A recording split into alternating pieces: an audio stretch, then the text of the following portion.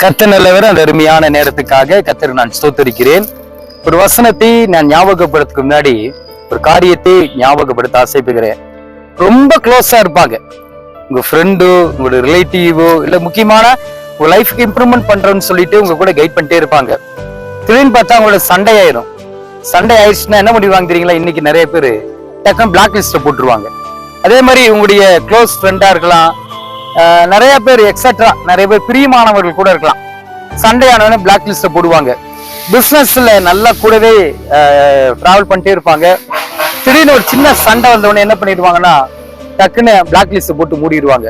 ஆனா யாரு black list போட்டாலும் இயேசு பிளாக் லிஸ்ட் போடவே மாட்டார். ஏன்னா அவர் நம்மளை வழிநடத்த இருக்கிற தெய்வனா இருக்கிறார். அதனால எரேமியா தீர்க்கதரிசி புத்தகம் 33வது அதிகாரம் 3வது வசனத்தை சொல்லியிருப்போல, என்னை நோக்கி கூப்பிடுது, அப்பொழுது நான் உனக்கு உத்தரவு கொடுத்து நீ அறியாததும் உனக்கு எட்டாததுமான பெரிய காரியங்களை அறிவிப்பேன்னு சொல்றாரு. அவரை நோக்கி பாருங்க. இதுல பிளாக் லிஸ்ட்ல போடலாம், டவர் எடுக்காம போலாம், ஏன் போனே இல்லாம போலாம்.